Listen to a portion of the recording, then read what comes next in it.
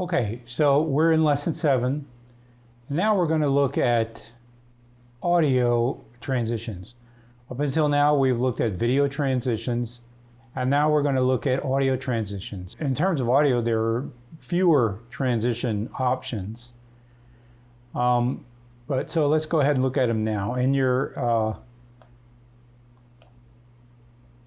lesson 7, work in progress 1, go ahead and open the audio sequence by double clicking on it. Note I'm in my full with effects layout, and I can make this window a little bit, this panel a little bit smaller to expand my timeline a little bit. I'm going to hit a backspace, select my timeline, and I'm going to get rid of the first morph cut sequence there. I just closed it in the timeline window. I didn't delete it or anything. It's still here. Now, we're going to look at some audio transitions in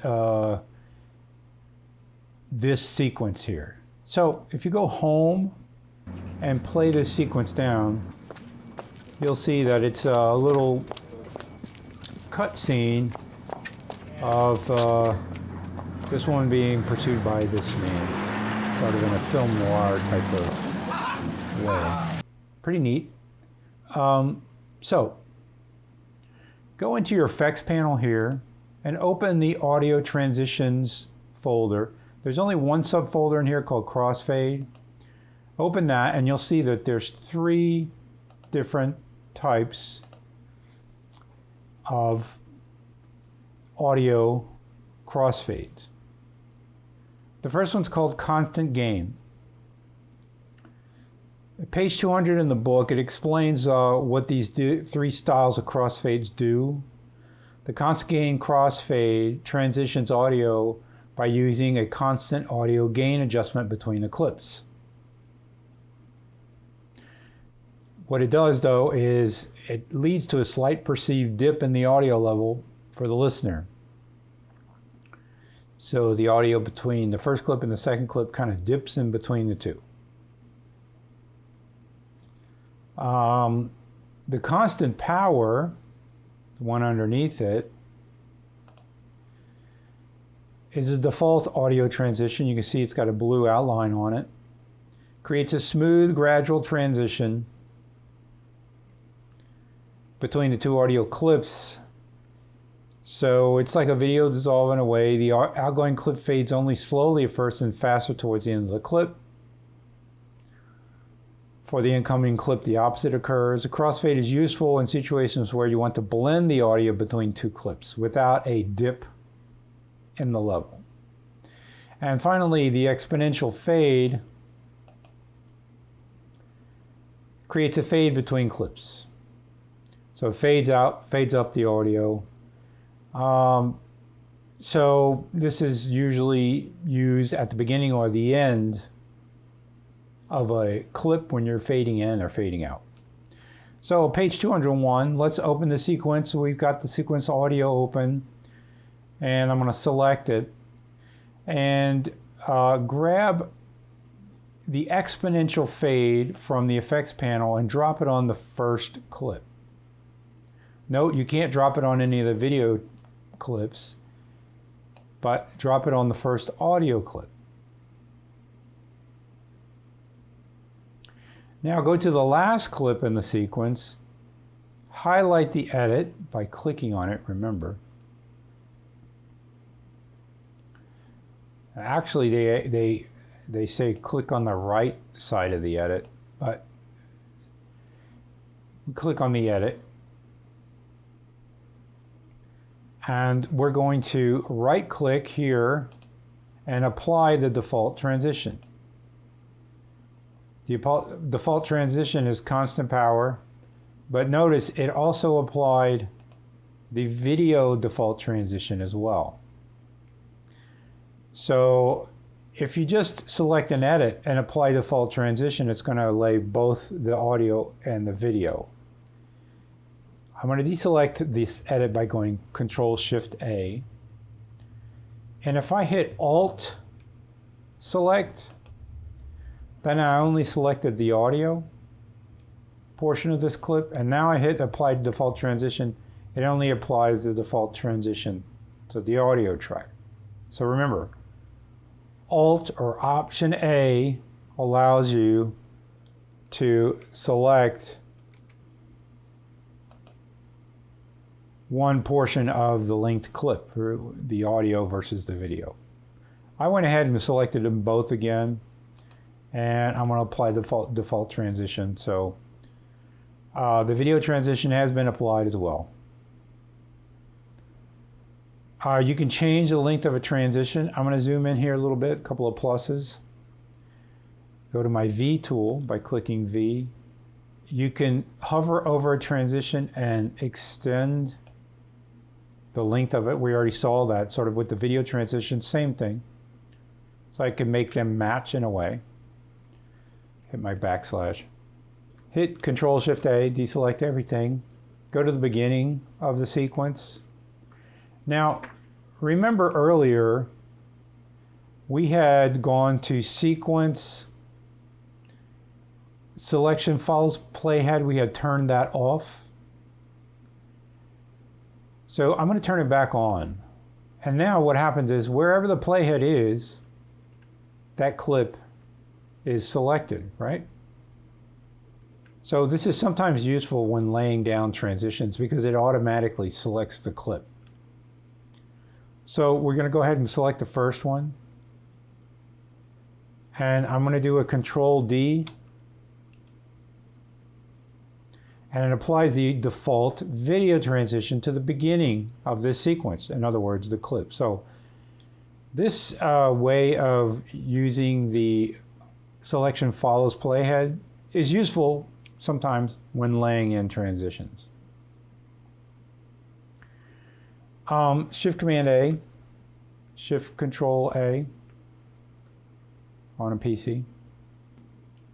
I'm going to hold the Control and Alt buttons at the same time and marquee select these 4 transitions here. So that was Control and Alt on a PC or Command and Option on a Mac. Now I'm going to hit Shift D,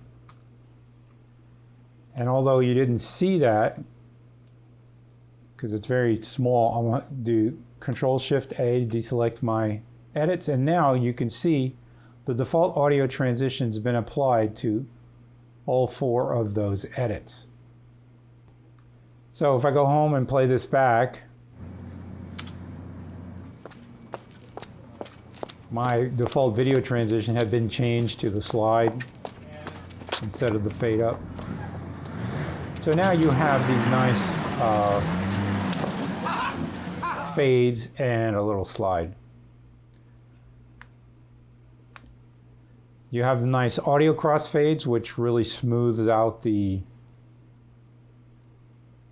audio edits. It's recommended actually to at least put a constant power crossfade between every audio edit. And the default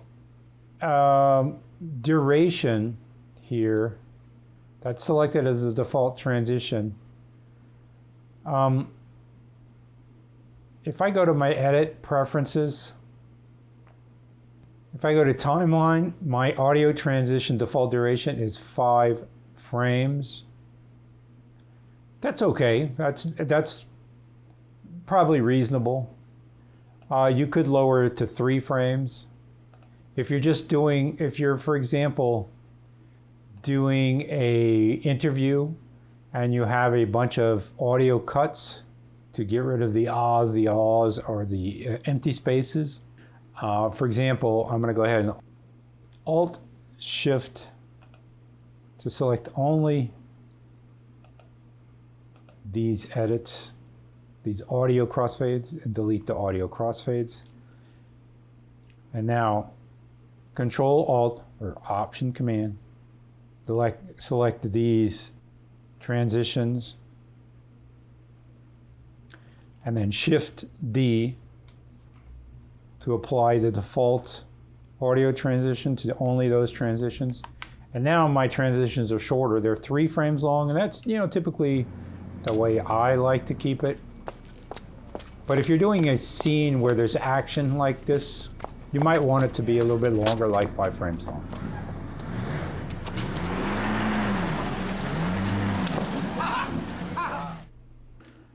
One last word on transitions. If you would like to investigate or explore new and other transitions than the ones that are offered here in Adobe Premiere Pro by default, your video transitions here, you can go online actually. The address is help.adobe.com/premiere-pro/plug-ins.html. Yeah, that's a mouthful. I don't know why they make it so difficult, but anyway, and it's where you can gather more plugins. So we're going to look for the effects and transitions here, and third-party plugins and tools for Adobe Premiere Pro. And there are some great ones for you to explore. I am familiar with the FX Factory guys, and I do like some of their plugins. For example, photo montage. And it takes you to their website, and you can sort of look at some of their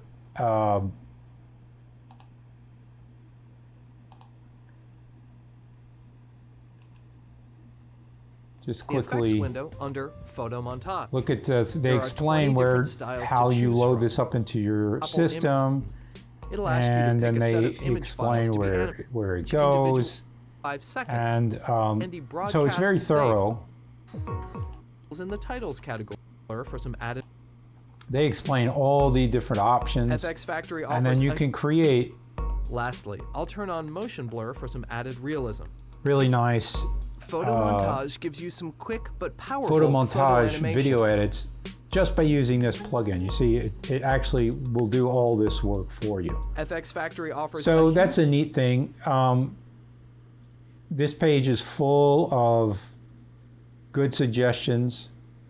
You can go to any one of these guys, Boris Effects. They're really good for some great type treatments. Particles. So explore this in depth. This is the icing on the cake, transitions and effects. So this is a lot of fun to explore on your own when you've got time.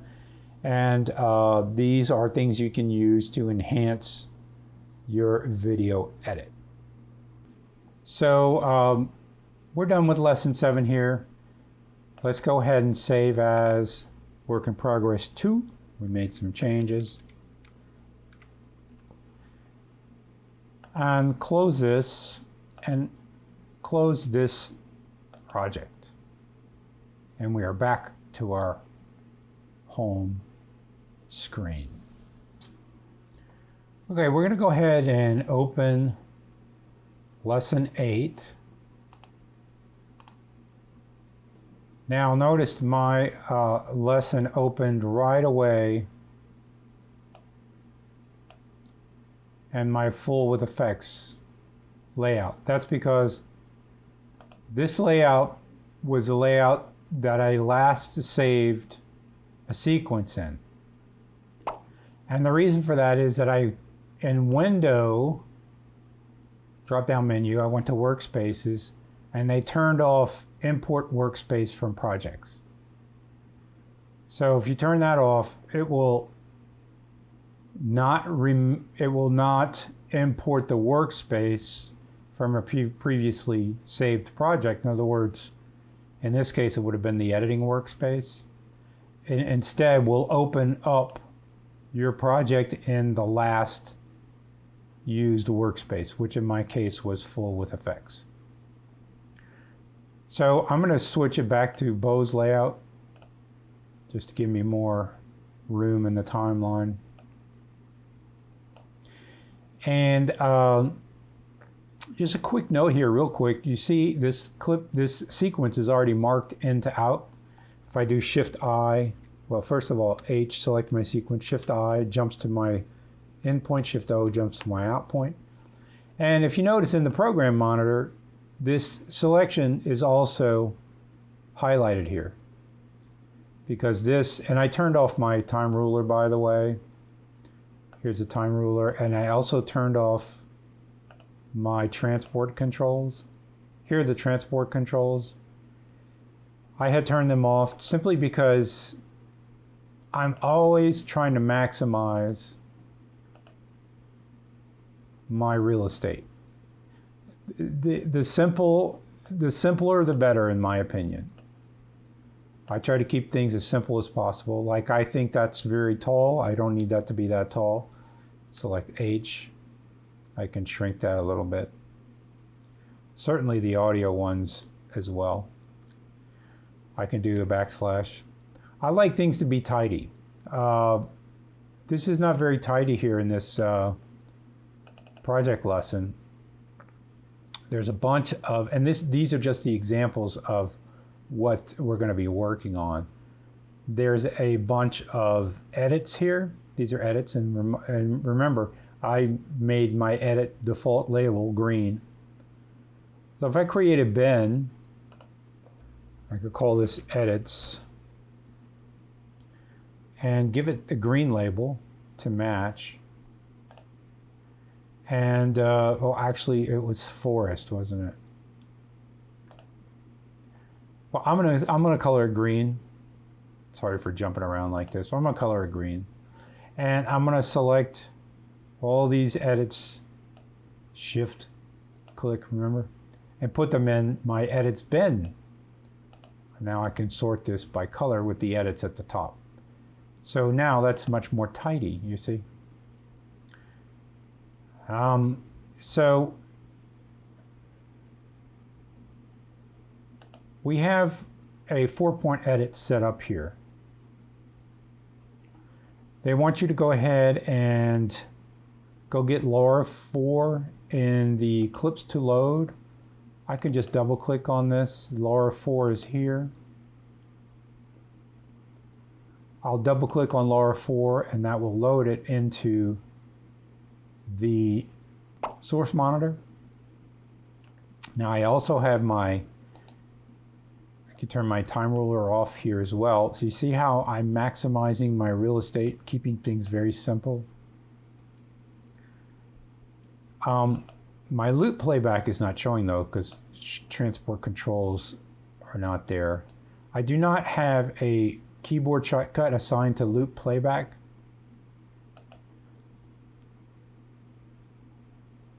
I could do that. I could go make one, but I'm not going to. I'm just going to hit this. And so here is the clip, which doesn't look like it has any audio. So this is the clip that they want us to drop in. If I select my timeline and do Shift K, remember Shift K? They want us to replace this shot with the shot here in the sequence, the source monitor. So I have my in and out points selected in my source monitor, 1, 2, I, O, and in my timeline, 3, 4, I, O. This is a 4-point edit. All right. So if I go overwrite, the fit clip dialog box is going to jump up. And that's because, cancel this, the duration here is 8 seconds and 4 frames for the source clip.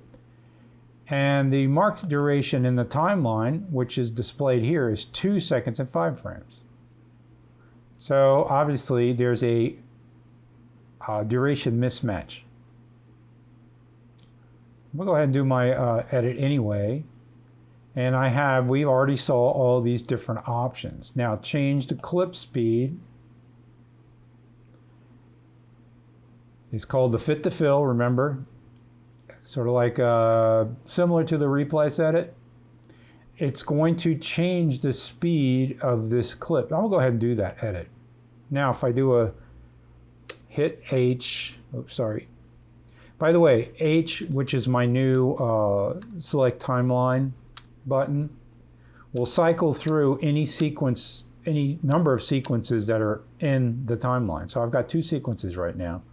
So I'm jumping through them by hitting H. Remember, I changed Shift 3 to H in my case. Shift K, I'm going to play through this clip now. See how much faster that is? So if I go to my source monitor and hit play, this is the normal speed, or basically the speed of the media clip, which is overcranked, by the way. So it's overcranked is a way of achieving slow motion in the camera. So it has more frames. That's why everything's in focus, even though she's going slow. It has more frames than the normal frame rate. So when I dropped it down into my sequence, by the way, my sequence is at 24 frames per second, right? This clip here, I don't know what the frame rate of this, it says 24 frames per second. I guess it's been conformed back to 24 frames per second, but it's in slow motion. It has basically sped that footage up now that it's inside the sequence, because it changed the rate of playback. Now when you're doing fit to fills, or you're changing the rate of speed on a clip, it's always better to try to stay in even multiples, like 2 times, 3 times, 4 times, or 0.5 times, or 0.25 times, just because it's going to interpret the frame rate. And if you have like a fraction of a rate, a fraction of a frame, it can't obviously create a fraction of a frame. It's going to create a whole frame. So it's always going to replace that little bit of missing footage with either a whole frame or a whole multiple of frames. Now I'm going to go ahead and undo that edit by doing Control Z. If I do the edit again, just to bring up the fit clip window again. And remember, you could ignore the endpoint, ignore the outpoint, ignore the endpoint in the sequence, ignore the outpoint in the sequence. That would just extend the clip in one direction or the other. But if I click on Change Fit to Fill, Change Speed, Fit to Fill, I've got an option down here that says always use this choice.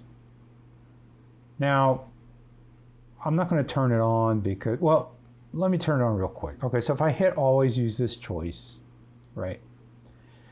The next time I do a fit to fill, or the next time I do a 4-point edit, remember I just did my 4-point edit here, so I've got her shot sped up, okay, doing my Shift K's here. I do a undo. The next time I do an overwrite, it's just going to do the overwrite. It's not going to bring up the fit to fill or ignore endpoint or outpoint warning window. So this is one of those traps that you can set for yourself. So be careful if you do that, because now that warning window is not going to come up anymore. In order to get that warning window back, I need to go to Preferences all the way down here, Timeline, and select Fit Clip Dialog opens for edit range mismatches. Wow, you know, that's a mouthful. And that's a hard one to find. So let me turn that one back on. Hit OK. Go here, undo my edit, and do a overwrite, and now it brings up this fit clip dialog box again. So always use this choice as, again, setting another little trap for yourself. Kind of like in those Finder windows, if you don't get rid of what you were searching, you're not going to find the other clips. These are little traps that you got to watch out for. So it's there, but really only use this if you're completely sure of you will remember that you turned that on. That's kind of like when you go here and you use the little lock. That just reminded me that I want to save a work in progress of lesson 8. So we're going to save this as work in progress 1. And now if I hit this lock button here, it's going to lock the project. Remember, you can't perform any more edits. So it doesn't matter where I click here.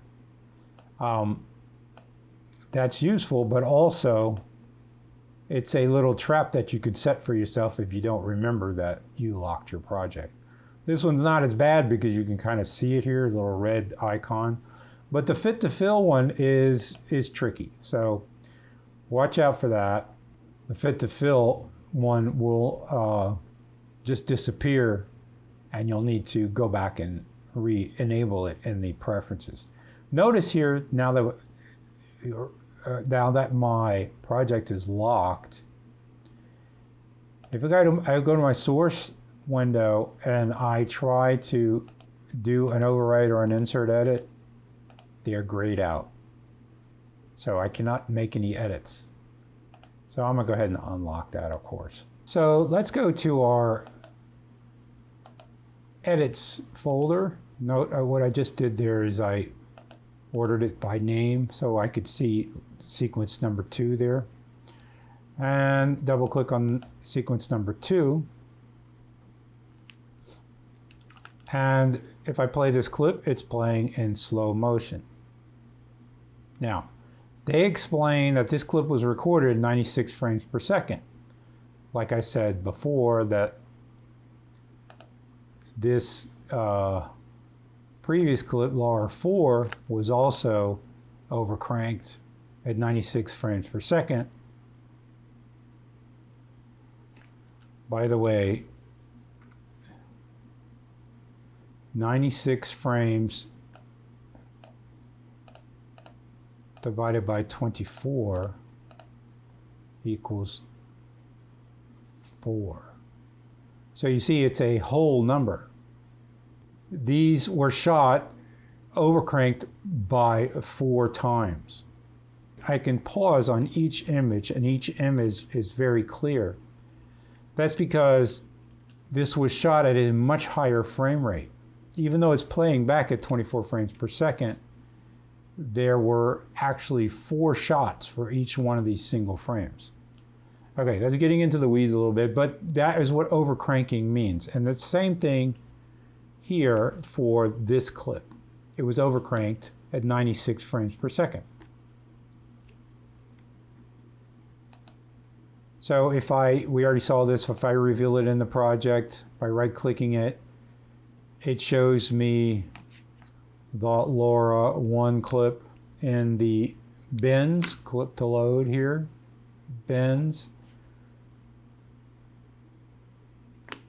In the project panel, I can right-click. Remember, right-click, don't try to right-click on the name.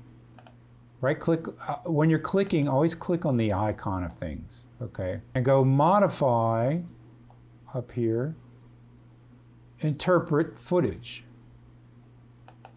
So this gives you information about how you can change the speed of footage that was shot in a certain way. In the frame rate area, select assume frame rate and enter 96, telling Premiere Pro to play it at 96 frames per second, which is the original speed. And go ahead and click OK. Now, if I go to my timeline, hit home, now it plays it at the original speed, but watch what happens. The length of the clip hasn't changed because it's still showing me all this clip in the sequence, but I've got this cross-hatching here. And note here in the metadata, it now says 96 frames per second. So I'm going to go ahead and show you the difference between these two clips. I really like to shrink my timeline tracks. I'm going to select V2 here, turn off V1, I'm going to hit home. If I click and drag the clip onto track V2, it shows me the original 96 frames per second clip, and it shows me the correct duration. The new instance is shorter, right? Because this 96 frames per second clip was matched into my 24 frames per second sequence. The new clip instance is shorter, matching the playback time at the new frame rate. The faster frame rate clip was conformed to match the sequence frame rate, so only 1 frame in 4 is playing. If you were to slow the sequence clip playback speed to 25% of its current playback speed, the missing frames would be restored, producing slow motion. The duration of the clip that was already in the sequence hasn't changed. However, the content of that original clip uses a now faster playback interpretation setting, leaving an empty section of the clip segment. So be careful when you're changing your speed of your clips. Frame rates are very important. We're going to look more into frame rates right now. It's a good rule of thumb to use whole multiples of frame rates. That way, when Adobe Premiere Pro is calculating whether to speed them up or slow them down, it could do it in a even multiple way. So now we're looking at changing the playback speed of clips, slowing them down or speeding them up. Now, as you have seen, the frames per second, or the frame rate, is an important consideration when you're doing that, both in the original media and in your sequence playback, and eventually also once you export as well. So there's 3 stages. There's the acquisition stage, which is what you're shooting at. There is the edit stage, which is what your sequence playback is set to. And then there's the export stage, which is what you decide to export your clip as. In other words, each 3 of those different areas can have different frame rates. As we saw, the lower clip had 96 frames per second. We brought it into a 24 frames per second sequence. We could export that back out to a 50 frame per second movie. So it's very important to keep in mind what your frame rates are, and it's important to keep in mind what stage of the edit you're at, whether you're at acquisition stage, which stage of the production you're at, acquisition stage, editing stage, or export stage, output stage. So keep that in mind. Again, like I said, it's a movable feast, especially for frame rates. So this is an area where it pays to be very focused on it and specific about it. Okay, so we're going to go and open a new edit here, and it's going to be number 3, speed duration. Now again, I like to keep my timeline tidy. I'll bring this down a little bit. This is unnecessarily tall. And here, I guess it's just a shot of a drone shot of the desert here. And we're going to right click inside this clip here and select speed duration. This is one way to change the speed duration, and you're going to get the speed duration dialog box. Another way would be to go clip, drop down menu, speed duration. You're going to get the same box. So while changing the clip speed or the duration inside a sequence, you get the clip speed duration dialog box. Now, by turning this link, this chain link icon on or off, you get different options. If I turn it off, if I change the speed now to 50, notice the duration remains at 20. If I hit OK, the duration remains at 20 seconds. But the speed has been slowed down. So if I go back and I type 100, it'll bring it back to the original speed. If I change the speed duration here to 10 seconds, remember 10 period, it made the clip shorter and also made the clip faster. Notice the clip says 200% right there. Of course, I can undo that with a Control-Z. If you make the clip shorter, either by, let's just say, I leave the linked duration and speed on, but I change the speed to 200, it does the same thing and makes it shorter. So keep that in mind. When you're speeding up a clip in a sequence, that will leave a gap. Let's illustrate that by adding another clip on here. I'm going to just double click on clips to load. What do I have here? I'll just drag desert down here. And so now my sequence includes these two clips. This cuts over to the desert shot. But if I speed it up, put it at 200%, see, it creates a gap. I'm going to undo that. If I speed it up, put it at 200%, but turn on ripple edit, it will shift the trailing clips, and watch what happens to the Desert New clip. There you go.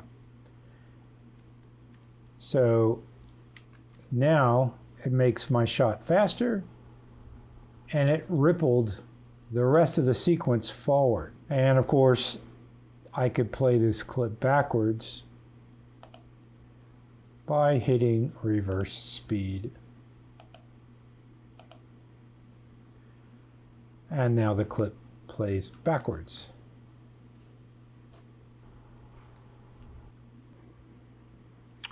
I'm going to do Control-A, select both clips, and if I right-click on here and go Speed Duration,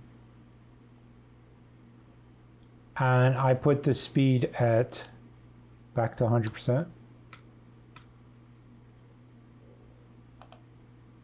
it lengthened the Desert New clip back to its original size, but the first clip remained the same length, but it slowed it back down, and or sped it back up, I should say, and also made it in reverse. It says -100 because it was at -200. Now it's only at -100. So you can change the speed on several clips at once. There's a little note here on page 214 to pay attention to this when you're using proxies. Yes, I would definitely pay attention to this when you're using proxies. Speed changes, I would not do them on the proxies. I would do them on the original high-res files. That's a good tip. Let's open the sequence called Replace Clip. Now again, they make these tracks high so that you can see the icons. You know, when you start editing a lot, you're really not going to want to see these icons. So I'm going to just shrink it. I mean, it's reassuring when you're starting out, But eventually, you're going to color code these, and so it's not going to be that critical to actually have the thumbnail showing. It actually slows the edit down because Premiere Pro has to actually render all those thumbnails. It gets kind of tedious, so I typically either shrink the track or actually go here and turn off video thumbnails. But I'm going to leave them on for now. Let's go ahead and play this edit real quick. Now we've got a title there, Dragon Boat Races, on top of a animated build, I would call this. And this is sort of like would be the introduction to your video. So this is a nice little graphics build here that we've got going on. And if you take a look at the tracks, the top track has the dragon logo on it. I can turn it off this way.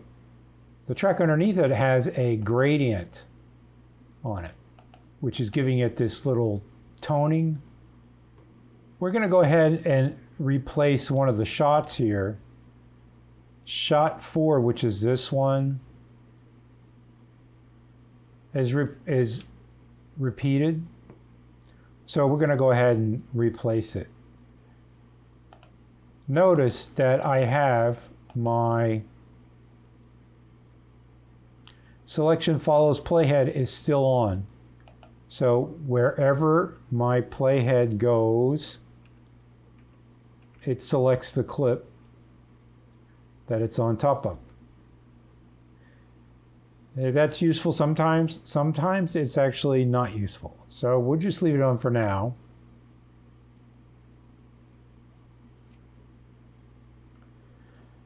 Place the playhead at the beginning of the first shot 4 with your up and down arrows. And let's get clips to load. The bin is already open here. There's a clip here called boat replacement. It's already marked. You can see the duration of the marked in to out here. I'm going to drag it over the shot 4 clip in the sequence, but without releasing it. So you can see it's much longer. You see how long it is? It's much longer than the shot 4. But if I hold the Alt key, look what happens. I release, but I press and hold the Alt key. The replacement clip snaps to fit the length of the clip that it's replacing. And note, I'm holding the mouse at the same time that I'm holding the Alt key or Option on the Mac. I'm going to let go of my mouse first. And now this clip was replaced, so let go of my Option key by this clip. So you also don't have that red bar on there anymore to indicate repeated frames. Note that it also applied the little animation to the clip I replaced it with. So this is a great trick. I could even do something crazy just to show you how great this trick is. I'm going to grab this Laura clip. I'm going to drag it down to shot 4 here. Hit Alt, let go, and play this back. It applied not only the spin, but also the lumetri color to it, where it desaturated the colors. So this is absolutely a fantastic shortcut. Now, you might have noticed there, the Laura clip came in smaller. I'll just show you this again. The Laura clip has a smaller box. That's because the dimensions of this clip are different from the dimensions of this clip. I can illustrate this if I go into here and go into my metadata. Oh, well, here's the video info. Video info is right here. Okay. The boat replacement is a 1920 by 1080 clip. It's twice the size of the Laura clip, which is 1280 by 720. In terms of the pixel dimensions. So there you go. That is why the Laura shot appears smaller, right, than the boat replacement shot. In fact, twice as small. That's because the dimensions of the clip are different from the get-go. All right, so in any case, dragging a clip onto another clip and hitting Alt will do a replace edit, but it will preserve all the characteristics of the clip that you're replacing, which is really, really, really convenient. Now we're going to do a synchronized replaced edit. So let's go back to Project Lesson 8 and double click on Replace Edit. And the book says to position the playhead at approximately, but we're going to position it at exactly 0, 0, 0, 0, 0, 6, 0, 0. Now, here's an instance. So I don't know if you saw what happened there. Here's an instance of why I do not like selection follows playhead. Because my playhead had this clip selected. If I undo that timecode that I entered, and it moved that clip. If I deselect everything, I have to go Control-Shift-A, and then I go 0, 0, 0, 0, 0, 6, 0, 0. Now it only moves the playhead. You see, that is an instance of why you have to be careful with this selection follows playhead. So I'm going to turn it back off now, and now you know why. So the playhead is going to be the sync point for the replace edit we're about to perform. The shot is repeated. Remember, we're in the same edit as before. It's called 06, but they just copied it. So we're going to open shot 5. Shot 5 is right here.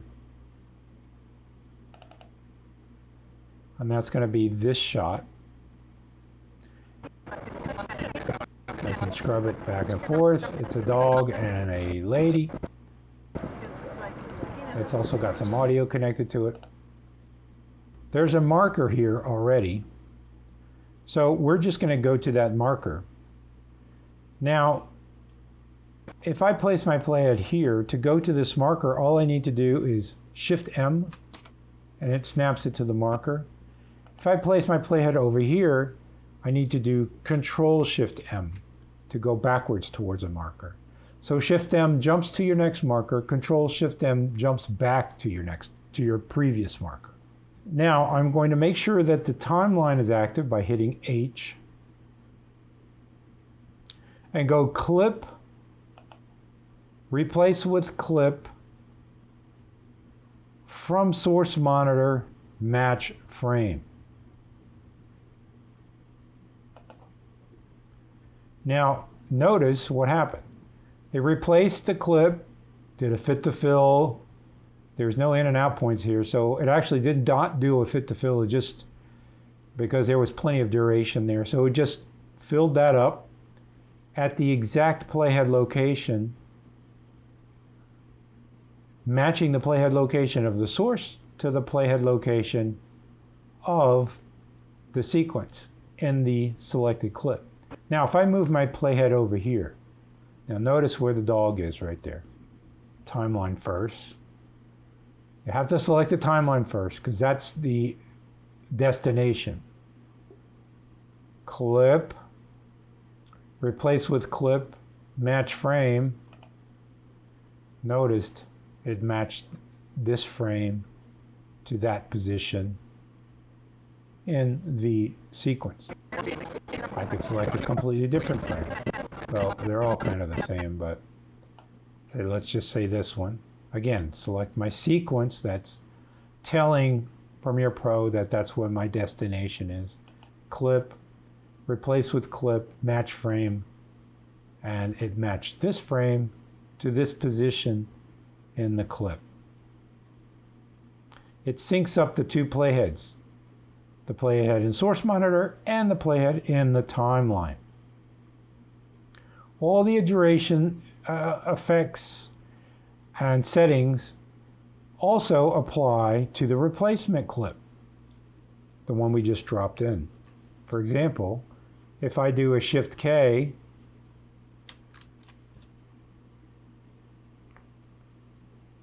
the spin is still there, and the lumetri desaturation has also been applied.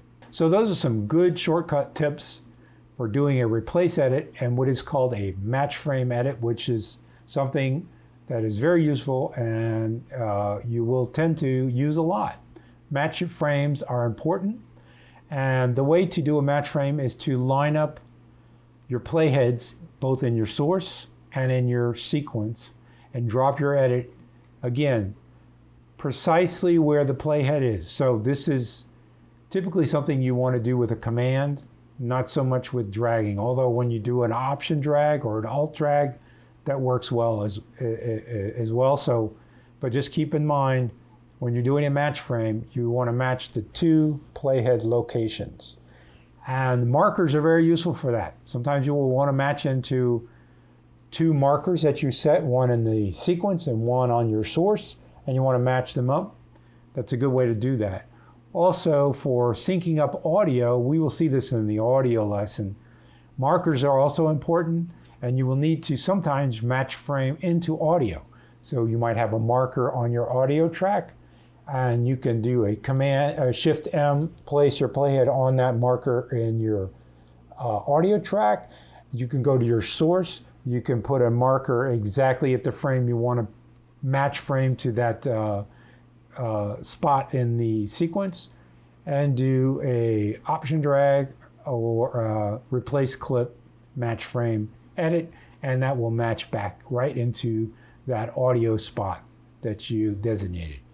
So now we're going to do something different than doing a replace edit. We're going to replace footage. We're going to open the sequence 7 replace footage, double click on that. Looks very similar. I'm going to do a backslash. Again, I might reduce the size of these tracks.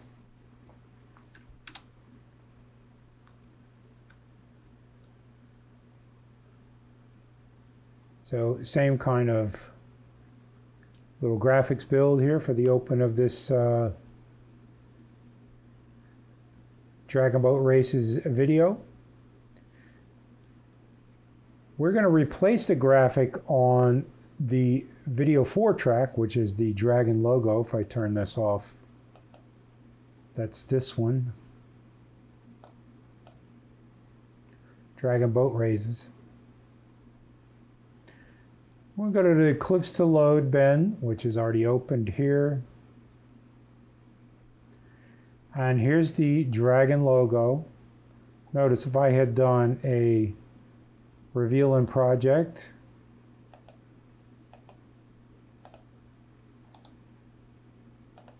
it would have gone straight to the dragon logo. I can change this. Remember, I like my graphics to be purple. It changes the clip to purple. So the dragon logo, we're going to right click on this here. Now keep in mind the way this looks. Dragon Boat Races, blue, simple font.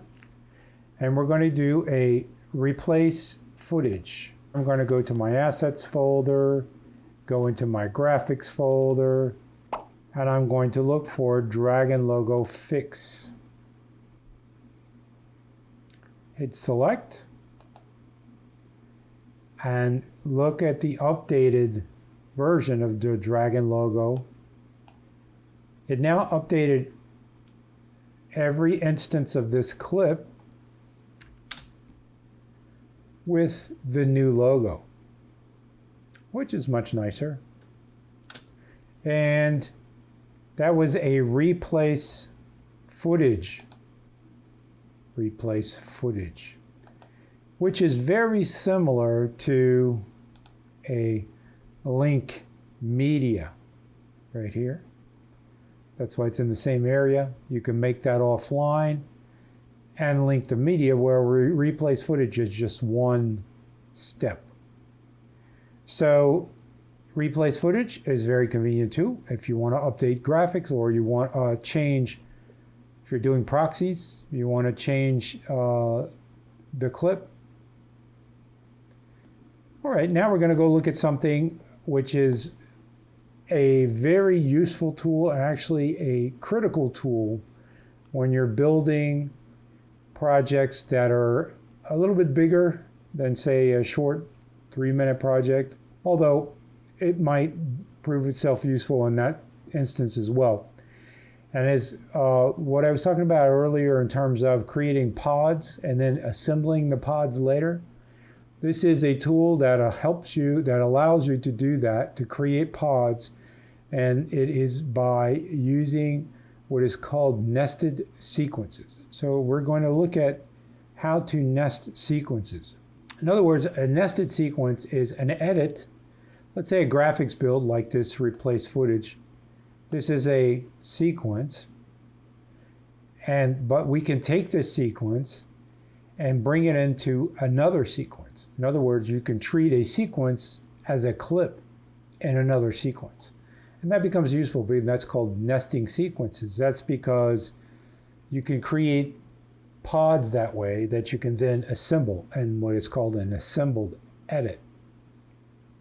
So very important, however, is to pay attention to this button right here that I'm highlighting right now, which is called Insert and Overwrite Sequences as Nests or Individual Clips.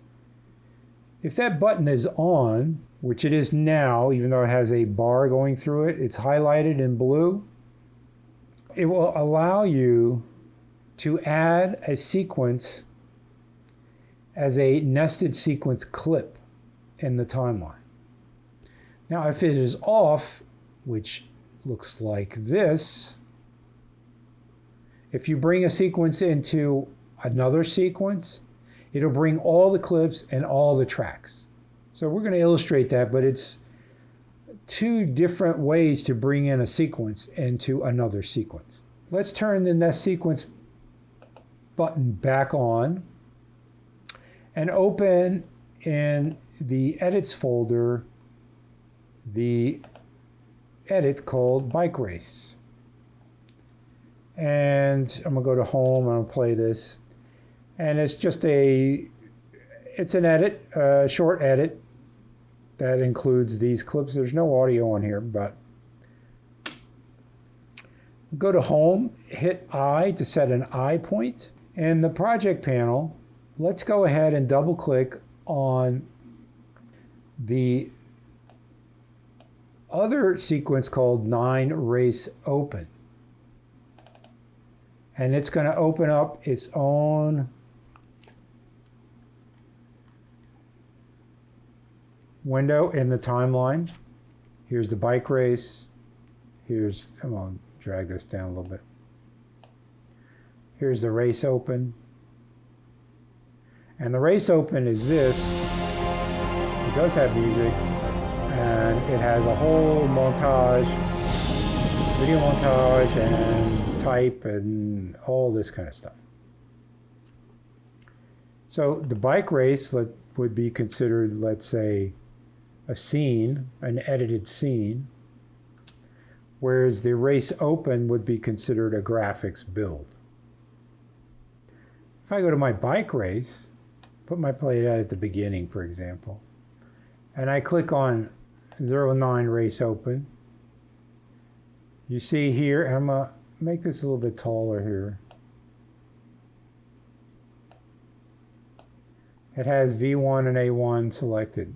If I turn off this nested sequence button, now look at all the tracks it's saying it has available. I'm going to turn the nested sequence button back on. Make sure I have race 9 selected. Don't double click on it, just race 9 selected in the project panel. In the timeline, I'm in my bike race here. You could drag and drop this sequence in, but I would not recommend that. So you can decide to open this in the source monitor by right-clicking it and go open in source monitor. And it opens as a video clip. Notice I have this is very useful now because I have all my graphics displays on top of that is right here in my overlays. I can turn my overlays off. But you can see how overlays can be very useful because now I know how many tracks I've got in this sequence. Very, very useful. And I can do an overwrite here or an insert. If I do an insert, it's going to push these clips out of the way. And notice that it treated this graphics build as a single clip. So now I have my graphics build, right? And it's going to fade up into my bike sequence edit. Let's undo that edit by doing a Control Z. And now we're going to turn off this nested sequence button. And instead of doing an insert edit by clicking on this insert edit button, I'm going to type a comma. And notice that the comma is the shortcut for the insert edit, which it tells me if I hover over it. The shortcut for an insert edit is a comma. The shortcut for an overwrite is a period. Again, always better to use your keyboard. And that inserted all the clips of that sequence at the beginning of this new sequence. So you see what happens when you turn on or off this nested sequence button. Turned on, I do a comma edit. It drops the build of the race open as a single clip, even though it's a complete sequence. By the way, if I double click on this clip, it goes back and opens the sequence called race open. Now, I can close this. Matter of fact, I can close all these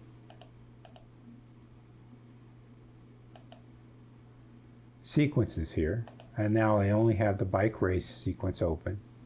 If I double click on this, there you go, opens the race open sequence. I can make changes here, for example. Let's say there's a graphic, this says map, does it say map? Yeah. This is a graphics tent that they've placed on top of the video to give it sort of this tinted feel. I'm going to select that clip by selecting it, clicking on it, go to my effects control, and I'm going to change the opacity here. And it's set to overlay. These are composite modes. We'll see that in a little bit, but I'm going to just change my composite mode. I put the composite mode to difference. Now look how it changed the graphics in my open. It sort of puts them in negative, right? If I go to my bike race, well, now my bike race symbol edit has been updated as well. So that is a very, very useful way to build an symbol edit by nesting sequences into other sequences. Remember to turn on the nest sequence button. All right, now we're going to look at trimming. And trimming is where we're now in the timeline in the sequence and we're refining our edit.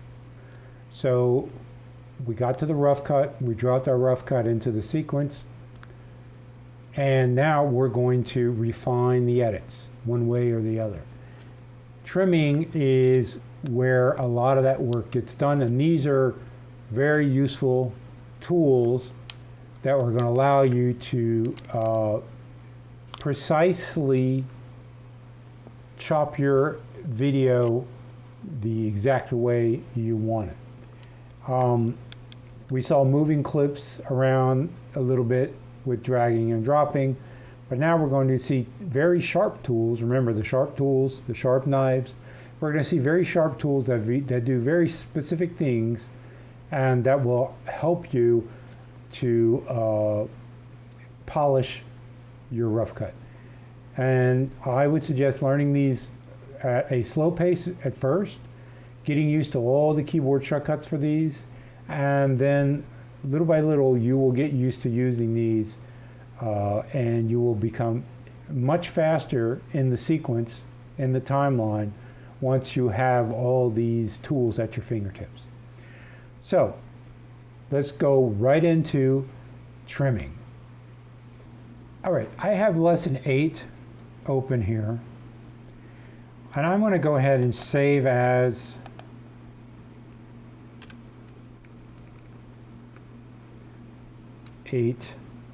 work in progress 2, because I already have a work in progress 1 saved.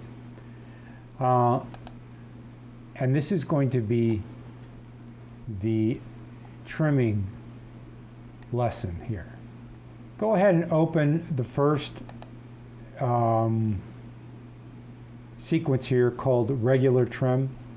Now note, I'll just open up my project panel.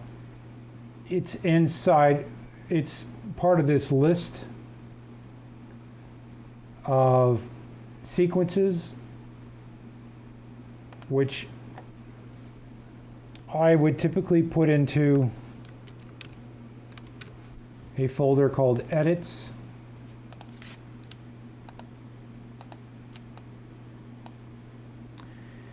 And we're going to open the one called Regular Trim. Double click on it, and here we are.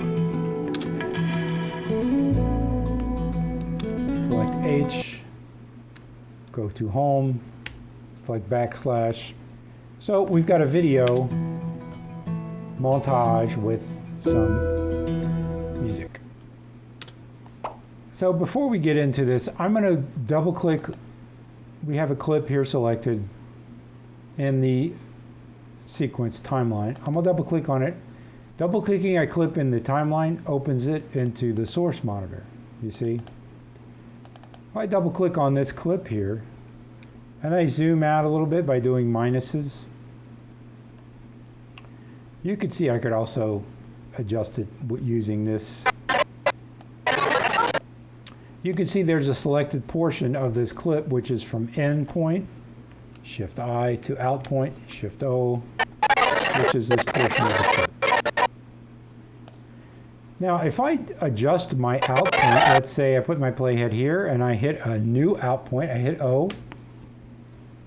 Well, I did adjust my out point, I put in a new out point here, but look what happened in my sequence. That new out point got updated. So now I have a gap here. So pay attention to that. I'm going to undo that, of course. If I put an out point further down, it won't let me. I'm hitting O, it will not let me put an out point. That's because this clip is butting up against this next clip. If I hover my playhead over the out point and I try to drag it to the right, it won't let me. If I try to drag it to the left, it'll let me, and then again, it'll shorten that clip. So you can adjust your in and out points here after the fact, after you've dropped your clips into the sequence, but be aware of what's happening when you do that in your sequence. So let's look now at the last clip of this sequence here. And it's too short to fit the duration of the music track. It also has a transition at the end. I'm going to just do some down arrows, play this last clip, and it fades to black, but the music keeps going. Now, if you're going to use your mouse to extend this clip to fit the length of this music track, a couple of things. Make sure you have snapping turned on, because without snapping turned on, it will not snap to the end of the track. Well, in this case, even though snapping was turned off, it still stopped at the end of the track. But that is simply because the two durations matched. The out point here on the source, if I double click on this clip, load it into the source monitor, go to my out point, is at the end of the clip. You see this purple bar here? That indicates there's no more handle there. That is the end of the clip. But if I move this around here, I just did what is called a slip edit. We'll see that in a second, but I did it by hand.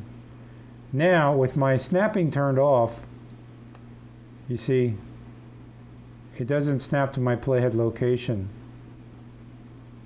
So that was a bit of a furphy there. So just basically what you want to do is you want to make sure if you're going to be dragging and dropping that your snapping is turned on, and so now it snaps to the playhead location. So you place your playhead at the end of the edit by hitting end. I'll zoom in here and look, see? You can get little gaps like this if you're not careful. Also, if you're dragging and dropping, you could inadvertently change the length of this cross dissolve, or even the length of this music dissolve. So when you're mousing around, these are things, I could play my Shift K. These are things that you want to watch out for.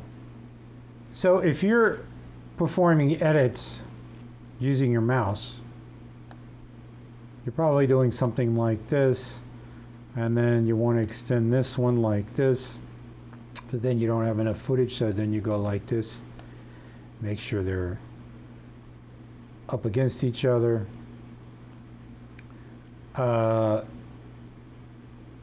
Or let's say you want to move everything down a little bit, so you're probably going to go like this, and then like this.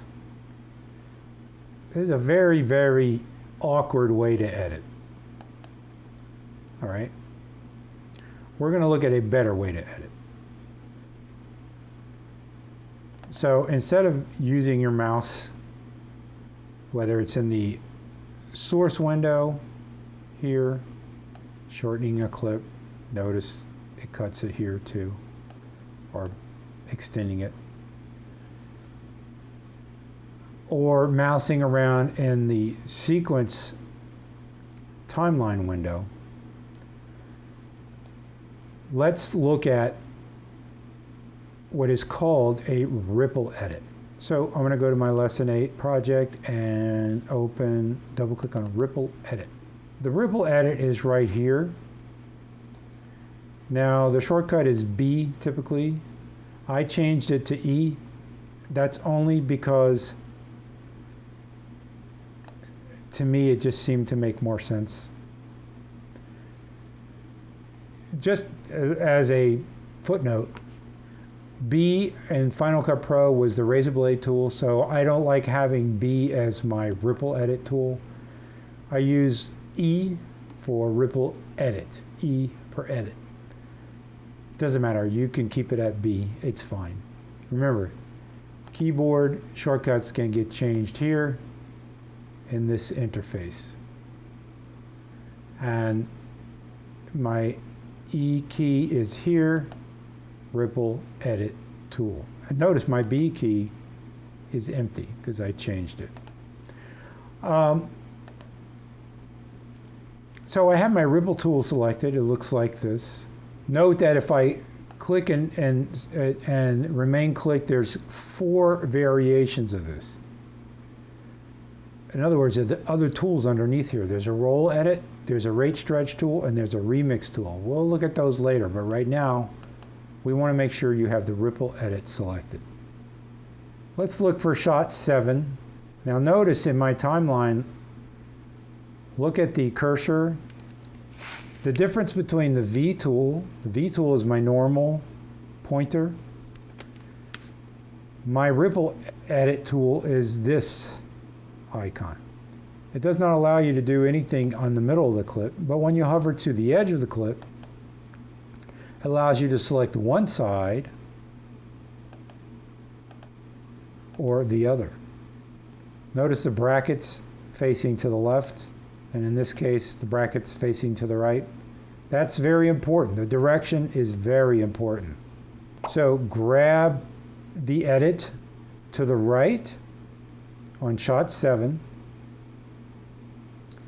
and drag it by hand until the duration tooltip reads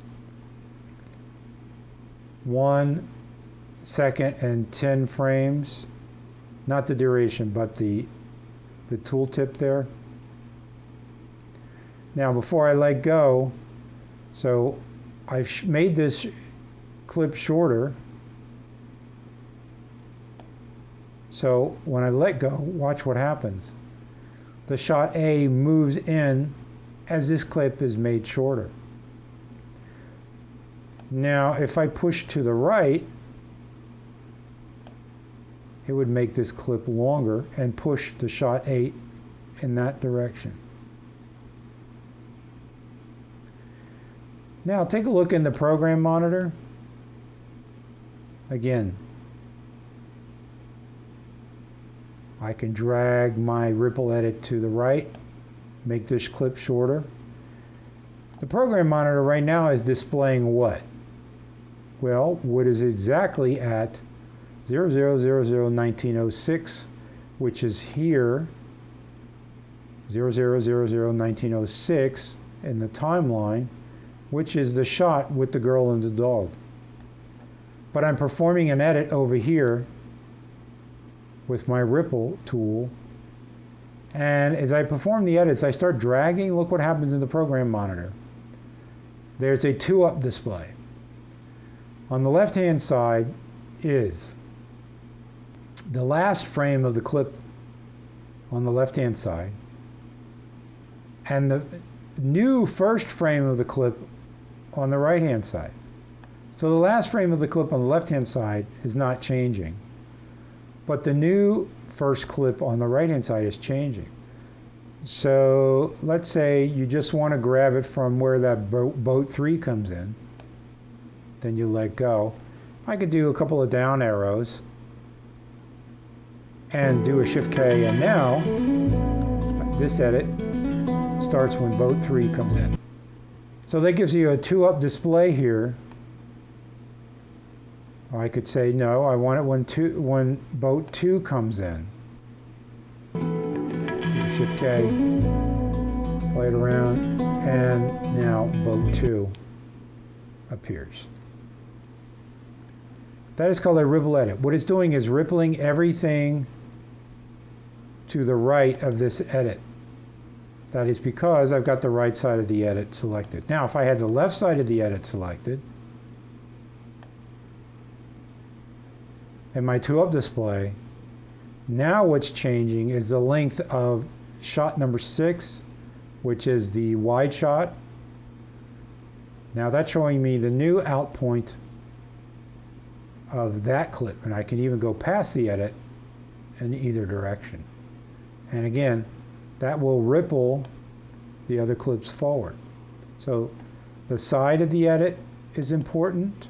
Which side you choose is important. And the amount you drag it by obviously is important too. And the 2-up display gives you a little bit of an indication here. Now, just a quick tip. This is my ripple edit tool, which for me is, shortcut is E. I'm going to jump back to my V tool, which is my normal selection tool. Now, if I grab my edit with my normal selection tool, do Shift Control 8 to deselect everything. It has this red selector, and I can do something like that, but now I have a gap, right? I have a black gap. If I wanted to, while I was in the timeline playing around with my selection tool and I just wanted to quickly jump to my ripple tool, I can hold down Control Select, and it turned it into a ripple tool. See how it turns from yellow to red? So red's my normal selection tool, which would do that. But if I hit Control, it turns it into a ripple tool, which allows me to do a ripple. So that's very useful because you can jump back and forth from the V tool to the E tool just by using the Control or the Command button on a Mac. Another quick tip is to position the playhead, say right there over the shot 6, over a clip. Get my E tool by clicking on E. For you it might be B, that's okay. And if I hit Q, nothing happens. But if I select my V1 track and my A1 track and I hit Q, look what happened. If I place the playhead here with my V1 track selected and hit W, it's going to bring in all these clips, ripple them to that playhead position. So this is a quick way to ripple, for example, and also I can do it without using the mouse. I could just use my J, K, and L tools. Remember, J plays backwards. I'm going to do it on the dog here. L plays forwards. Hit my K, go J backwards. Remember, Shift M jumps to my marker. Now with my playhead at that spot, if I do a W, it's going to take the shot 6 and snap it to that playhead location, which is useful, but the audio clip also got cut, right? So, I did a Shift K there. So the audio clip also got cut, which is probably not what we wanted. So I'm going to do a Control Shift M. I know I'm doing a lot of keyboard shortcuts right here, and that's just to show you how to do editing without the mouse. If I lock off my audio track that's got the music on it, and now I do W, it's going to move the clips to that playhead position. It's going to ripple the rest of the sequence, but it's not going to cut that audio track because my audio track is now locked. If I do a Q instead of a W, it moves, it ripples in the other direction. In other words, it rippled from the playhead position to the edit. It was this as if I had selected my edit and done this, right? So remember, I'm still in my ripple edit tool. Selected the right side of the edit, shortened the clip by 3 seconds and 5 frames, and done that. But I could accomplish that by just doing Q.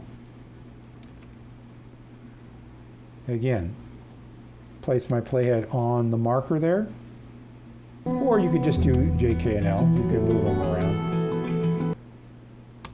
Or you could enter a time code. Either way.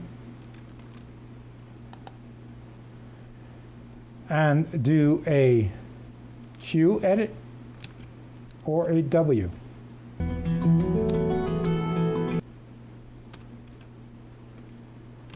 Two quick ways to do ripple edits. So I'm in my ripple edit sequence here, and let's say I want to make this fit to the end of the sequence, or the end of the music track, basically. So using my ripple edit tool, make sure I got E turned on, I could adjust some lengths by pushing things out like this a little bit. Say I want a little bit more of this one. Now I have to be careful because look at my 2-up display. The boat goes away and there's just water. Well, I could use a little bit of this water and push the dog out a little bit more.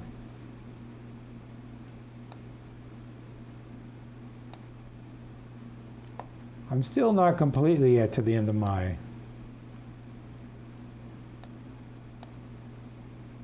sequence here. And now I could just grab the end of that clip right there, and I've got an edit that fits the entire length of the music track.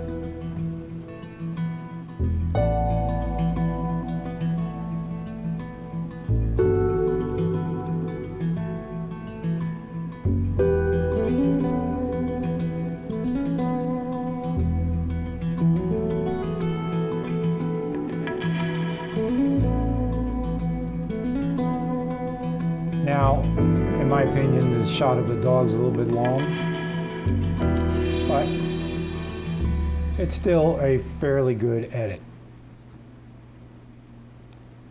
Except for at the end there, the 2 and the 3 boat reappear.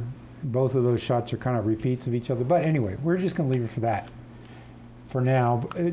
That is just to show you quickly how to start refining your edit. I would have put probably some sort of dissolve between the dog shot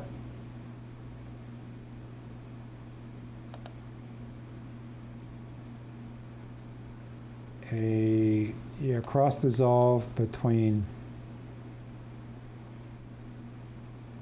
say, the water and the dog shot here.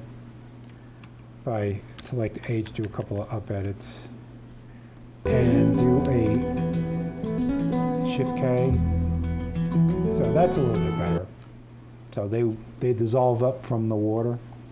Anyway, those are some quick ways of editing inside your timeline using trim tools. Now, notice that the ripple edit changes the length of your sequence because it shortens the clip or extends the length of the clip depending on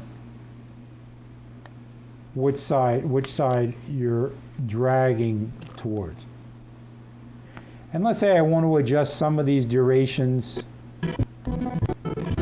but without changing the overall length of the sequence because I like that length and I like this number of shots. Well, we're going to go get another tool here called the rolling edit tool. The shortcut is N. And now when you hover over an edit, it has this two-way arrow type of icon. And when you click on the edit, it clicks and selects both sides of the edit. So I can drag backwards. And notice it did not change the duration of the sequence. It just changed the duration of the clip to the left and extended the duration of the clip to the right. So you could even snap it to that marker. If I played it down.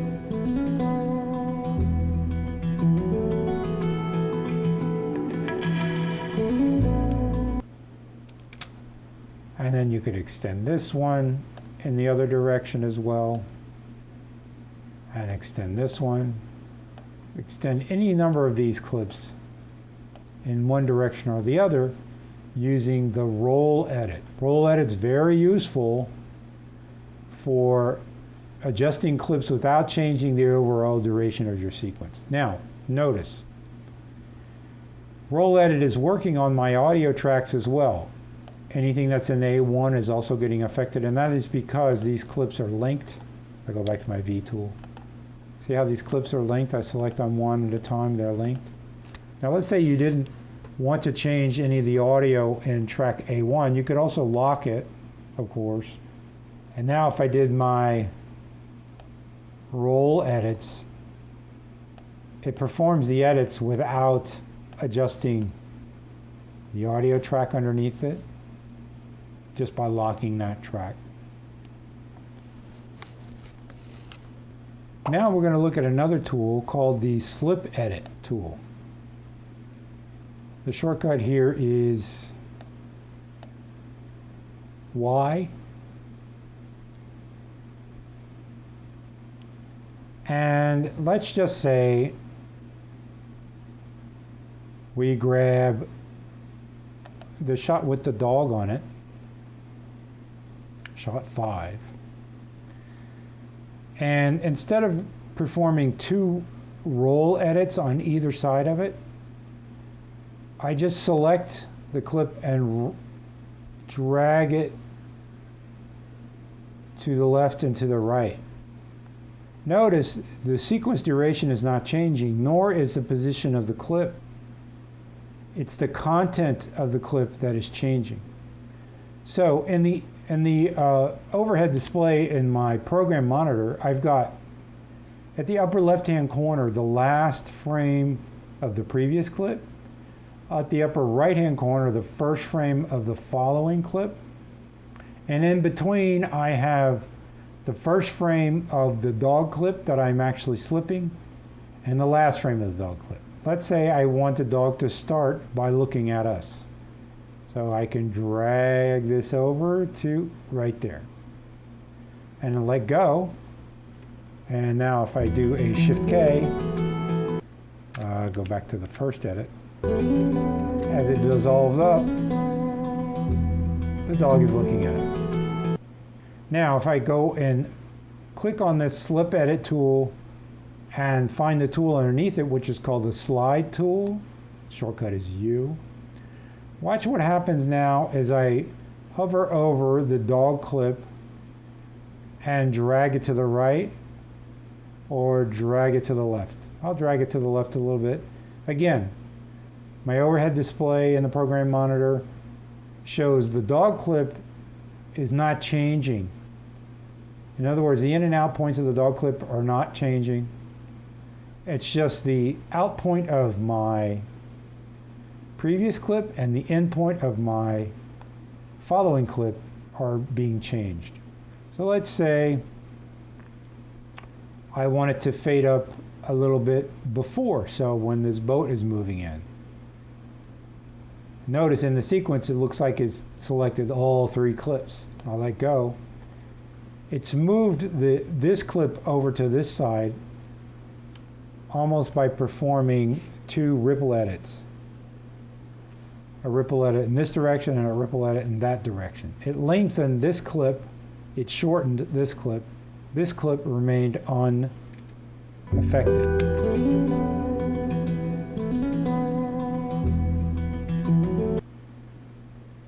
All right, that is called a slide tool. It changes the position of the clip, but not its duration or its in and out marks. Okay, so we saw some really good trimming tools in the toolbar, like the ripple edit, the roll edit, the slip, and the slide. Ripple, roll, slip, and slide are the go-to tools you're going to be using most in your timeline when you're refining your sequence edit or your rough cut.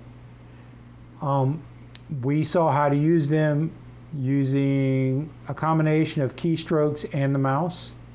Now we're going to try to refine that even more by using what is called the trim window. So let's go to our ripple edit sequence here. I have my playhead positioned over that dissolve that I've created in the middle of the sequence where it dissolves up from the water to the dog. And there's a couple of things that we can do. With the ripple edit sequence timeline window highlighted, if I turn off the V1 and the A1 tracks and I do Shift T, nothing happens. If I turn on the V1 track and I do Shift T, this edit got selected as a roll edit. You see? And I can roll it back and forth if I need to. I'm going to put it back where the dog's nose is pointing towards us, for example. So Shift T, and I do Shift Control A, get rid of that selection. Shift T selects the edit, but it only selects the edit on the targeted track. Notice it did not select the audio edit because I had my lock turned on. So if I go and select this edit now and turn on the A1 target as well, it selects both the audio and the video. And if I roll this around, note this is a roll tool. You know it's a roll tool because both sides of the edit are selected and the arrows are pointing in both directions. That's because it affects both clips. So also, by doing Shift T, by selecting this edit, if I put my playhead, let's say back over the dog edit, now notice my dog edit is right there.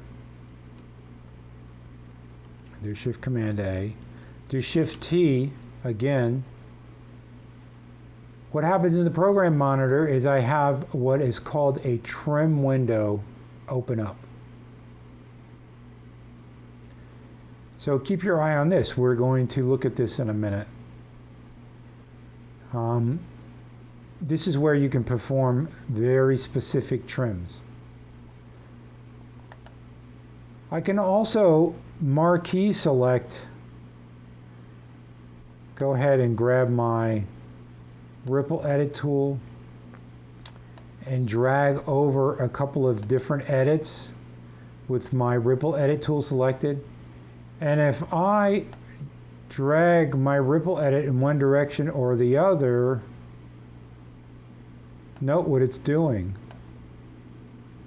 It's rippling my sequence back and forth, but it's actually affecting several clips at once. I'm going to undo that.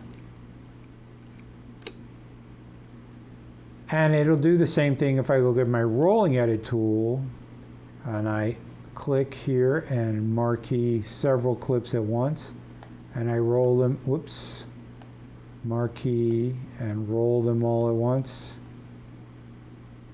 You see how it doesn't have, there's not a lot of handle there, so I can't go very far, but it is altering every clip. This time it's not altering the duration because this is a roll edit. All right. If I do Shift T on this dog edit, it brings up the trim window. I could also be in my V tool and just double click on an edit. It would also bring up the trim window. Now in the trim window there's a lot going on. If I let's make it a little bit bigger, why not? So we can see a little bit better what's happening here. We don't need all that information here. That's why I like to make my sequence shorter if I can, because sometimes I'm working in this trim window. Now, if I hover to the right side of my trim window and I click, this side becomes highlighted and my cursor turns into a ripple edit tool. Note in my sequence, in my timeline, it's also selected as a ripple edit. So if I drag forward, it's going to shorten the sequence if I drag it. I can't really drag it in the other direction. There's no handle left. If I click on the clip on the right, on the left, same thing. I get a ripple edit selected, but it's facing the other direction. And I can push this to the right. It's going to make my sequence longer. Or I can drag it to the left. It's going to make my sequence shorter. Okay. Now, here you have some indicators that are showing you kind of what is happening. If I hover over the middle of the trim window, my pointer turns into a ripple edit icon. And both sides of the edit are now selected. They're highlighted in blue, and look in the sequence, both sides of the edit are highlighted. And I could go, and I can't go in this direction because there's no more handle. But if I go in this direction, it rolled that edit all the way over there, but it did not change the overall length of the sequence. If I look here, it rolled the edit by 82 frames. Right? That's what that's indicating. So this counter right here is the out shift counter that shows how many frames the out point right here on this side has changed. This one over here is the end shift counter. It shows how many frames the end point has changed. Now, when you're doing a roll edit, they both change at the same rate because you're changing both clips at the same rate. However, if you're doing a ripple edit, only one changes. Right? Note, I can ripple adjust both sides of the edit independently.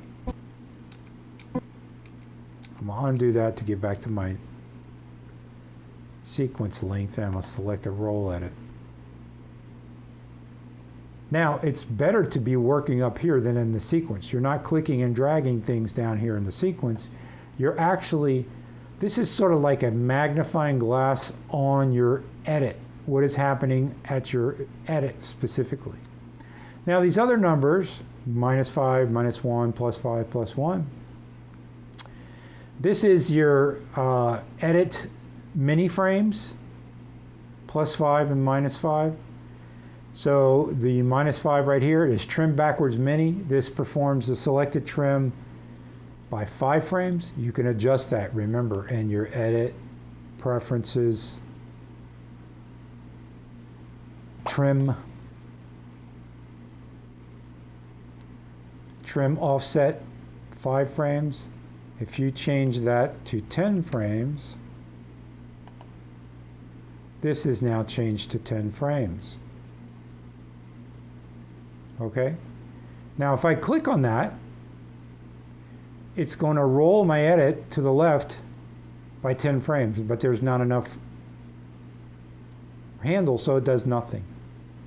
This one over here is the trim forward mini. This is like the trim backward, but it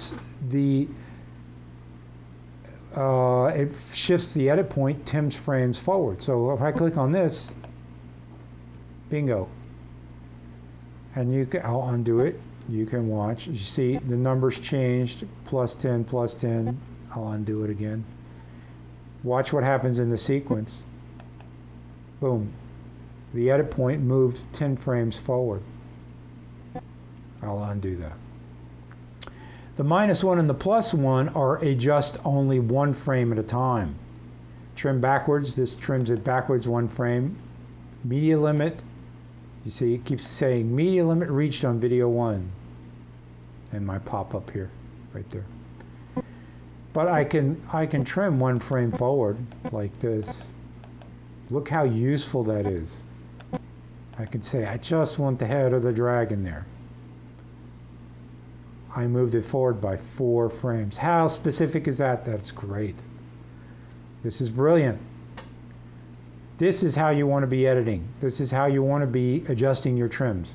Now you can do your trims quickly by dragging and dropping and using your ripple roll, slip and slide, and your pointer, or your V tool, and get to a sort of a nice place, and then come in here and do your fine cuts, your fine adjustment. So trimming in the trim window is the way to go, folks. So we already saw that by selecting the rolling edit tool, if I do a marquee, I drag a marquee, I select several edits at once. It also shows me a 2-up display, and that 2-up display is sort of showing me the edit that's underneath the playhead, so I can kind of select which edit I want to look at. Also, I'm going to do Shift Control A. Remember, if I do a Shift T, that selects the edit. So this is where we're getting into real keyboard editing. And now up and down arrows, I can select which edit I'm working on with my up and down arrows. I'm not dragging and dropping anymore, folks. And then I can select my +1 and my -1 here to adjust the edit in my trim window. And then I can jump to the next edit and trim that one. And then I can jump to the next edit and trim that one. With my edit selected, I can jump through my edits really quickly like this with my up and down arrows. Very convenient. So if I do Shift Control A, do H, Shift Control A, it deselects all my edits. And I'm in my roll tool. If I went to my ripple edit tool and I did a marquee, select edit, several edits, it also gives me a 2-up display centered on where the playhead is. And I can do a multiple ripple this way. We already saw that. But let's say I did not want to ripple the audio track at the same time. Note that when I select my edit point, the linked track also gets selected. If I did Alt marquee, let's make this a bit taller here. Press my Alt key and drag down my ripple tool. I can select only the video portion of the clip and do a ripple. Now note, my audio is being all thrown out of sync now. But that's because I just selected the video portion of my clips and I rippled them. I could do the same thing with my roll tool, Alt marquee just the video portion of the clips. This doesn't throw my audio clips out of whack. It allows me to roll my video clips without affecting the audio tracks underneath. As if that wasn't great enough already, let's select the dog edit. I did a down arrow. Note, I'm going to try to do this entirely with keystrokes. Shift T, that's going to select that edit. And now, instead of even clicking on these numbers here, if I just use my J, K, and L buttons, I'm going to go J backwards really like this. I dynamically adjusted my edit. Hit my space bar or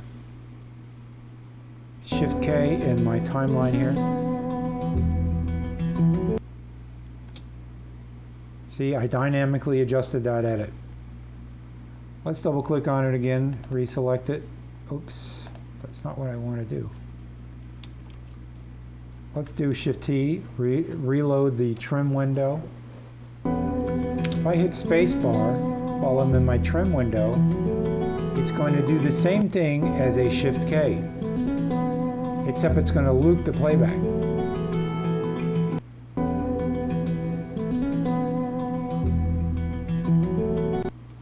I hit spacebar, I stop, it jumps back to the edit. So now, I'm just using my keyboard to do my edits now.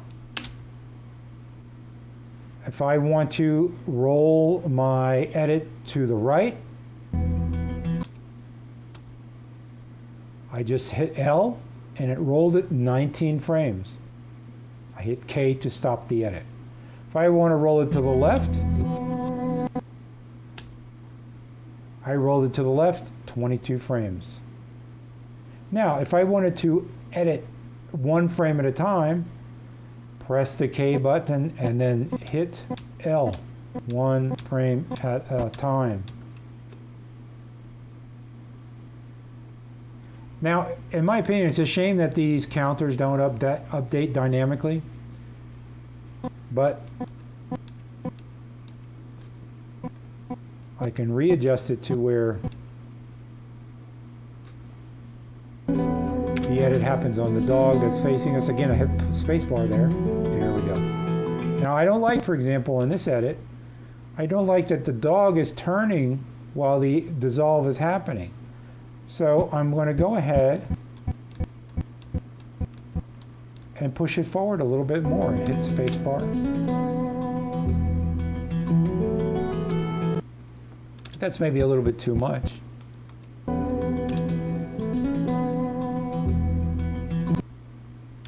All right.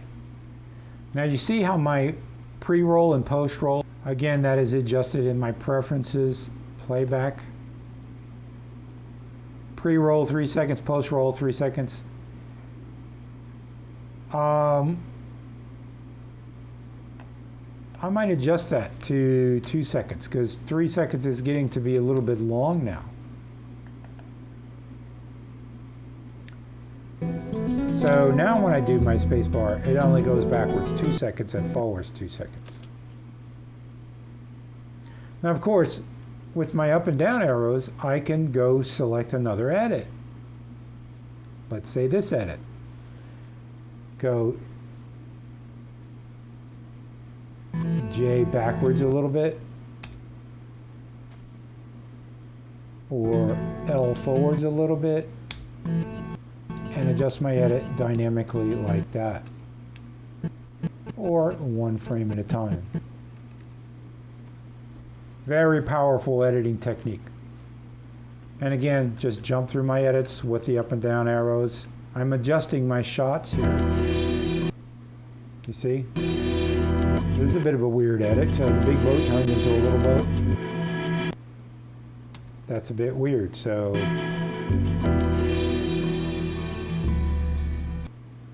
maybe I take it there. Maybe that's better. Maybe that's a little bit too much.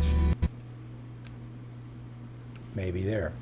Now let's say, well, that's nice, but this looks like it needs a little bit of polish. This button right here is Apply Default Transition, the same as Shift D. Now, if I hit this, it applied the default transition you could see down here in the sequence. If I hit my space bar, my default transition was that wipe. Hey, that's not too bad. Kind of cool, right?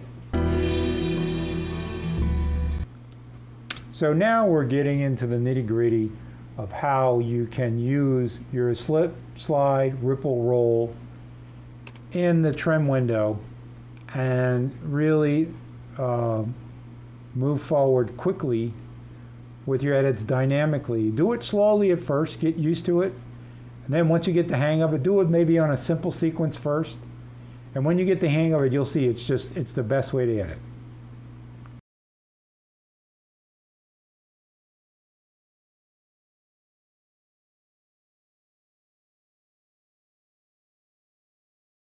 I'm in my Lesson 8, Work in Progress 2 project. And in my edits bin, I've opened up the rate stretch 04 edit into my timeline. And we're going to look at something here that pertains to changing clip speeds again. And a couple of things to look out for. So in the rate stretch edit, I want you to go ahead and click the ripple edit tool. We already saw that. As you click and hold the drop down menu of the ripple edit tool, and underneath the ripple and the rolling edit, there's the rate stretch tool. Now the shortcut is R. If I play these clips down, there's black in between these two video clips. So what we want to do is we want to basically fill this in. So we started doing a manual fit to fill here. So this little wiggly looking icon is a rate stretch tool. So I'm going to stretch this clip all the way till it snaps to the following clip. And now notice that the speed has been changed to 37.91%. So we haven't changed any contents. We haven't done a ripple or roll here. I haven't extended this clip with a V tool where I'm showing more handle. No, I've taken the original clip and stretched it. So if I play it down, you can see it's slowed down. It's at 40% of its original speed. We're going to drag the second clip in the same manner, and its speed has been changed to 48.95%, another random number. It's good to have snapping turned on here, obviously. And then we're going to drag the remaining clip to the end of the timeline. Notice that it's got a transition on it. The transition follows the rate stretch. It doesn't change the duration of the transition, by the way. Drag the clip out and it'll put the transition at the same duration at the end of this clip. So if we play it back, you'll see that the clips have been slowed down.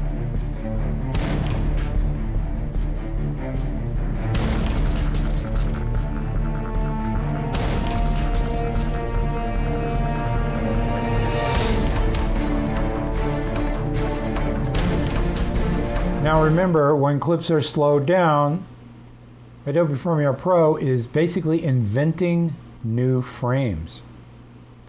And that's called frame interpolation. So I'm going to deselect everything, and I'm going to do a Control A to select all my clips. I'm going to hit V to select my V tool.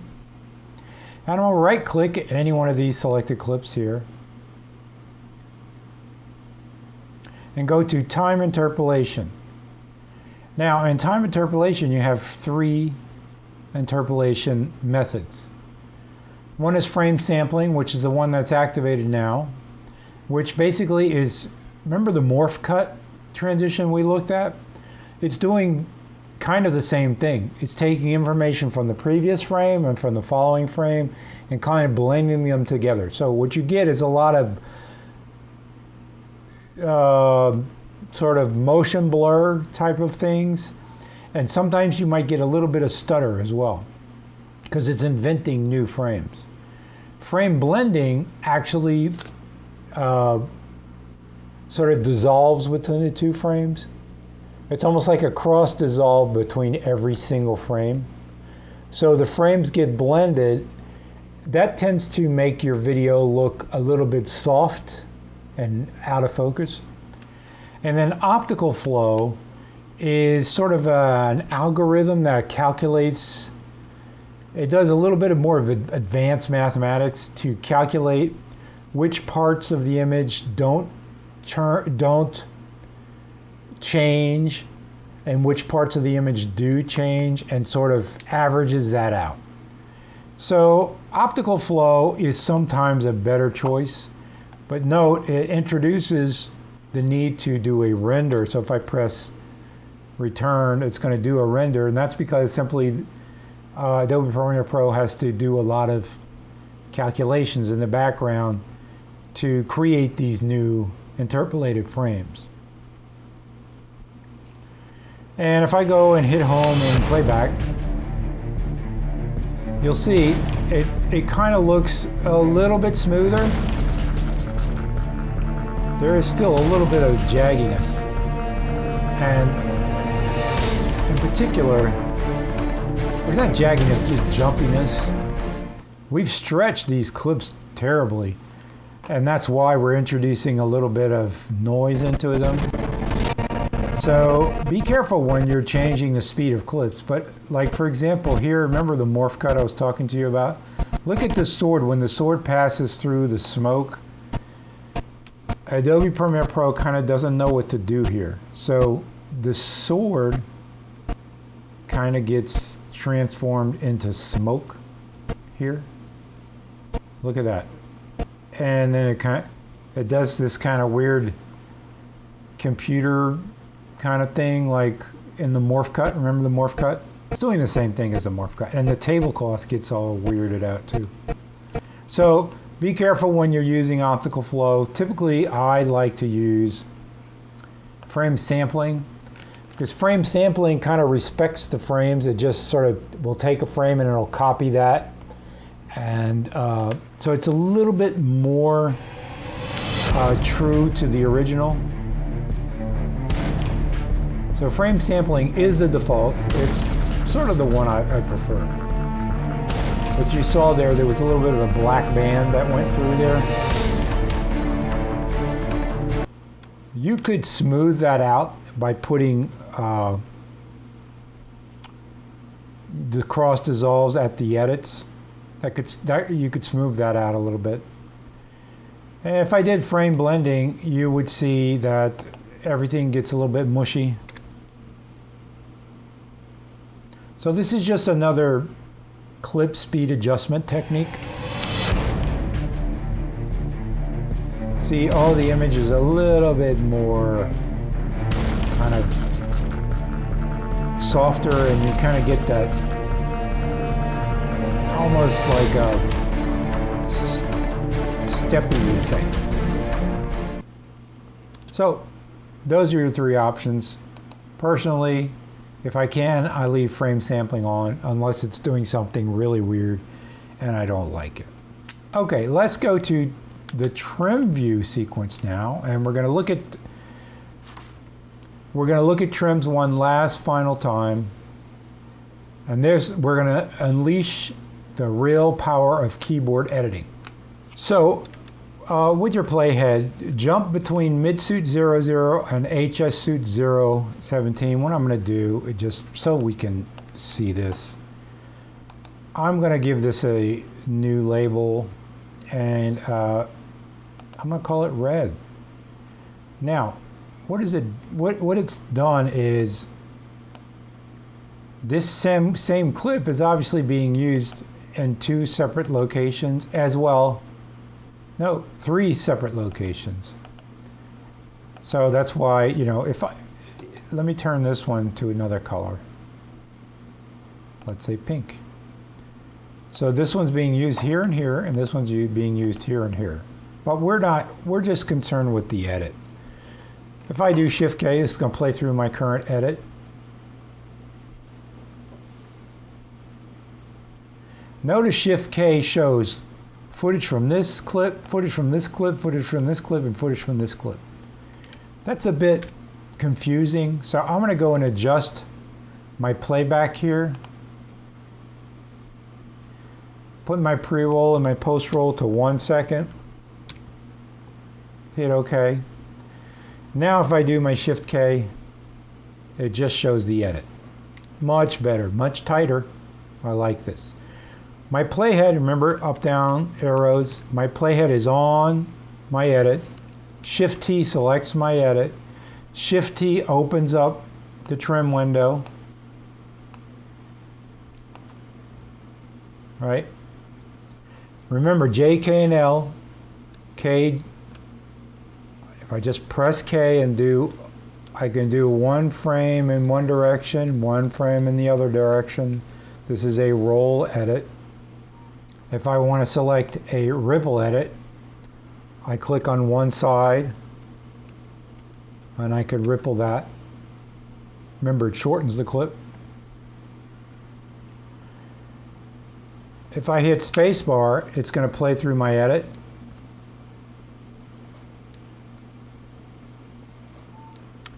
And I can dynamically adjust this edit while it's playing back by hitting one frame in this direction or shortening it in this direction.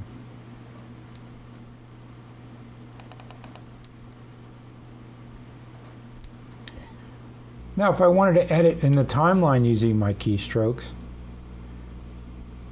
I select my edit, and I can do Control left arrow or Control right arrow. And it ripples one frame at a time.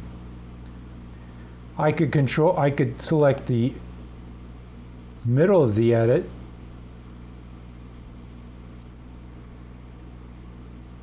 to perform a roll edit. Hit H, do Control left one frame, Control right one frame. I could select the right side of the edit, select H, do Control one frame in either direction. I could do Shift Control arrow,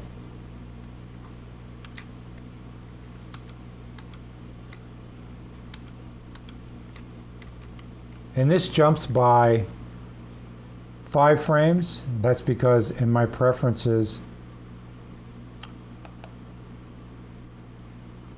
my trim offset is set to 5 frames. If I change this to 10 frames, Shift Control now goes